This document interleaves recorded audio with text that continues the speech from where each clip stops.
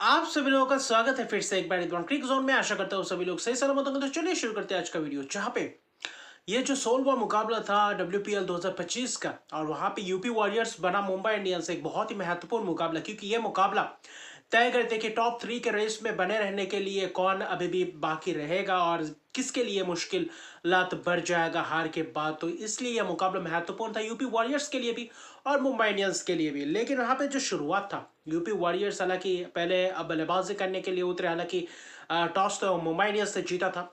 बल्लेबाजी जो था, पहला पावर प्ले जबरदस्त, पहले 7-8 ओवर तक जबरदस्त बल्लेबाजी का मुजाहरा देखा। चाहिए जॉर्जिया वॉल हो या चाहिए ग्रेस हैरिस हो, दोनों ही बल्लेबाजों ने, हालांकि जॉर्जिया वॉल ने ताबड़तोड़ अंदाज में बल्लेबाजी की, चौके पे चौके लगाए, 3 लगातार चौके लगाए एमएलए केयर के पहले ओवर में।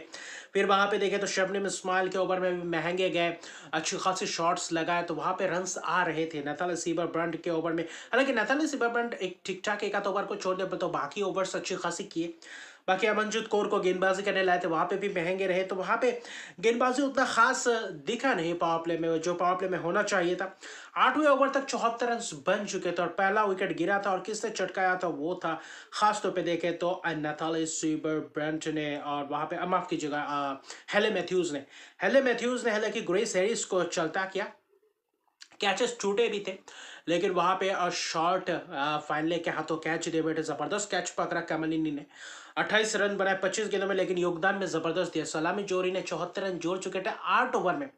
उसके बाद कहीं ना कहीं वहां पे जॉर्जिया वॉल जब तक रहे, कहीं ना कहीं नकीरन नवगिरी आए, वहां पे चलते बने। एमेलिया कैर ने चलता किया, और एमेलिया कैर अपने स्पेल के दूसरे ओवर से विकेट्स चटकाने का सिलसिला शुरू कर, वहां पे गुच्छों में विकेट्स गिरने का सिलसिला शुरू, और वहां से कहीं ना कहीं यूपी वॉरियर्स मोमेंटम गवाते हुए दिखे। हालांकि जॉर्जिया वेल नताली सीबरब्रांड के शिकार हो गए, स्वीप मारने गए थे, बोल्ड हो गए। तो नताली सीबरब्रांड एक एक्सपीरियंस खिलाड़ी, जिन्होंने अच्छी खासी योगदान दिया इस गेंदबाजी क्रम में, और वहां पे रन रोका था और विकेट्स भी चटका रहे थे। हर ओवर्स में विकेट्स आ रहे थे। जॉर्जिया वॉल का भी विकेट गिरने के बाद तो पूरी तरीके से कोलैप्स होता हुआ दिखाई दे। लगभग 10वें ओवर तक देखे तो 90 रन थे। अगले 4 ओवर में सिर्फ देखे तो रन बॉल के हिसाब से आए थे। लेकिन वृंदा दिनेश और वहां पे दूसरी तरफ दीप्ति शर्मा कप्तान ने थोड़ा बहुत रन्स बटोरे थे, कुछ अच्छी खासी शॉट्स लगाए थे, सिंगल्स डबल्स भाग रहे थे। आखिर में एमेलिया कैर के शिकार हो गए, स्टंपिंग के शिकार हो गए। जबरदस्त अंदाज में वो अब बाहर आए थे और वहां पे जबरदस्त अंदाज में स्टंप किया। वृंदा दिनेश हालांकि ज्यादा लंबे समय तक टिक नहीं पाए, छक्के मारने की फिराक में कैच दे बैठे। चुनेल हेनरी एक छक्का लगाया आते ही, और वहां पे दूसरे गेंद में चलता बने, किसके, एमेलिया कैर के शिकार, लॉन्ग ऑफ के हाथों कैच दे। तो वहां पे जबरदस्त विकेट्स, और आखिरी जो सोफी एक्लिस्टोन का वो विकेट चटकाया था। हालांकि 11 गेंद में 16 रन बनाए थे, 3 चौके लगाए थे आखिर में दीप्ति शर्मा के साथ मिलकर, और वही 74 रन की पार्टनरशिप, और आखिर में एक 20 रन की पार्टनरशिप उस बीच दौरान रहा। लेकिन विकेट्स गिरने का सिलसिला बरकरार था, जिसके कारण पूरी तरीके से मुश्किलात में पाए, जिसमें से एमएलए कैर ने पंजा खोला। अपने पहले ओवर में भले ही महंगे गए, हालांकि थोड़ा बहुत रन भले ही दिए, लेकिन पंजा खोला, और WPL के इतिहास में पहली बार फाइफर किसी ने जरा तो एमेलिया कैर। 4 ओवर 38 रन 5 विकेट। हेले मैथ्यूज जबरदस्त स्पेल, 4 ओवर 25 रन 2 विकेट, उस बीच विकेट्स भी चटकाया। और नैथाली सिबरब्रांड 3 ओवर 16 रन 1 विकेट, महत्वपूर्ण स्पेल्स करके गए। जॉर्जिया वॉल के आतिशी पारी खेलने के बावजूद 33 गेंद में 55 रन की शानदार अर्धशतक की पारी उनको भेजा नैथाली सिबरब्रांड ने। उसके बाद कहीं ना कहीं रन गति में लगाम सा लगाया था, और वहां से यूपी वॉरियर्स एक वक्त ऐसा लग रहा था जैसे 170-80 तक पहुंच सकते थे, वहां जाकर सिर्फ 150 तक ही पहुंच पाए 9 विकेट के नुकसान पे।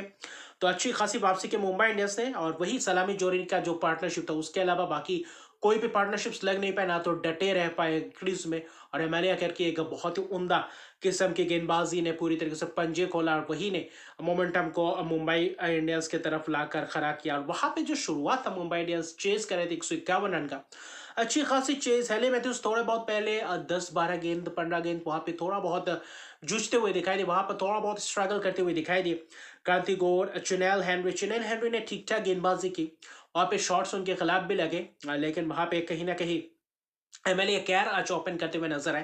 लेकिन वहां पे चलता है कि चुनेल हेनरी ने आखिर में कैच दे बैठे ग्रेस हैरिस के हाथों, मिडॉन के हाथों कैच दे बैठे। लेकिन उसके बाद नैथाली सीबरब्रांड फिर से वही एक्सपीरियंस दोहराया, जो गेंदबाजी में किया वो बल्लेबाजी में इस सीजन लाजवाब प्रदर्शन करती हुई जा रही है, और ऑरेंज कैप का हकदार है। और वहां पे अभी फिलहाल उनके सर पे मौजूद है, और 37 रन बनाए 23 गेंदों में, एक अच्छी खासी पारी खेल के, जिसमें से 7 चौके लगाए। वहाँ पे बाकी गेंदबाज दीप्ति शर्मा, क्रांति गौर, सोफी एक्लेस्टोन रन्स बटोरते रहे। उतने ज्यादा रन्स चाहिए नहीं था, लेकिन पावर प्ले में अच्छी खासी रन्स बटोरा, 50 रन्स पावर प्ले में, जैसा कि यूपी वॉरियर्स ने जो शुरुआत किया था। उसके बाद भी वही सिलसिला था और पार्टनरशिप 13वें ओवर तक ऐसा लग रहा था कि मुकाबला शायद 2-3 ओवर रहेगा, वहां पे मुकाबला खत्म हो जाएगा। वहां पे नैथाली सेबाब्रांट को चलता है कि और 92 रन की एक जबरदस्त पार्टनरशिप किया हेले मैथ्यूज के साथ मिलकर, और उसी ने कहीं ना कहीं मैच में वापसी करवाया और वही अच्छी खासी पकड़ बनाए रखा मुंबई इंडियंस ने उस वक्त तक।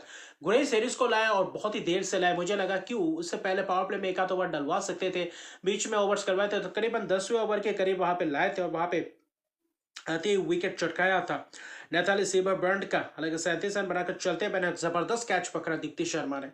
फिर वहां पे देखे तो हरमनप्रीत कौर को भी चलता है कि गुरेज हैरिस ने कहीं ना कहीं मारने गए टॉप पे, जो वहां पे कैच बैकवर्ड पॉइंट के हाथों, लेकिन उसके बाद कहीं ना कहीं हेले मैथ्यूज से भी कोशिश कर रहे थे। मैं हेले मैथ्यूज, हालांकि वही वहां पे लगातार कुछ विकेट्स गए 2-3 ओवर्स के अंतराल में। हेले मैथ्यूज ने भी 68 रन की एक शानदार पारी, गेंदबाजी में भी अच्छी खासी प्रदर्शन किया, 2 विकेट्स भी चटकाए। उसके साथ साथ हेले मैथ्यूज ने जबरदस्त रन भी बटोरा, तो किफायती स्पेल के साथ साथ रन भी 68 रन 46 गेंद में एक अच्छी खासी आक्रामक बल्लेबाजी दिखा। आखिर में जब रन बनाते गए वहां पे तेजी से रन बटोरता वह दिखाई दिया।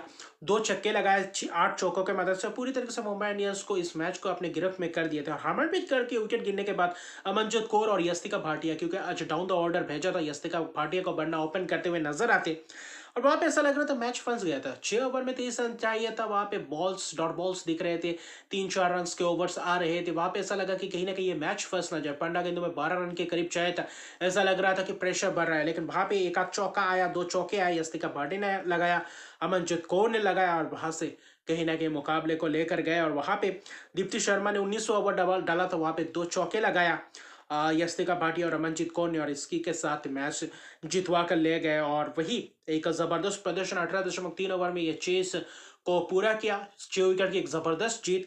लेकिन आज पूरी तरीके से कहर बपाया एमेलिया कैर के पंजा ने, नैथाली सेबाब्रांट के एक्सपीरियंस ने और हेले मैथ्यूज ने 2 विकेट और जो 68 रन बनाए थे, कहीं ना कहीं जॉर्जिया वॉल के उस पारी को कहीं ना कहीं एक दरकिनार कर दिया मुंबई इंडियंस। और इसी के साथ एक जबरदस्त जीत, 6 विकेट की जीत के साथ साथ अंक तालिका में भी अच्छी खासी स्थान प्राप्त कर चुका है, दूसरे पायदान पे आ चुके हैं 8 अंकों के साथ 6 मैच खेलने के बाद। अभी यूपी वॉरियर्स 5वें पायदान पे है, अभी भी एक मुकाबला बाकी है।